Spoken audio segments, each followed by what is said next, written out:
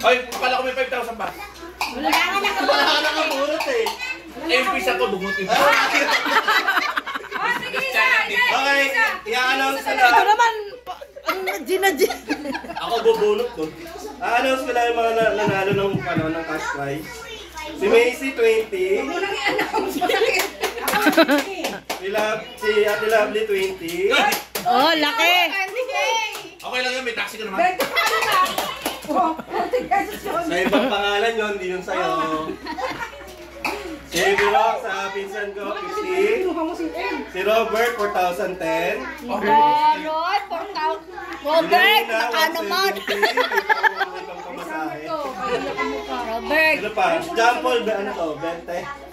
505 yan, di ba? Ano ba? Ato pala, sa kabila. Sa akin, balik 3,000, iba? Isang 2,500 tsaka.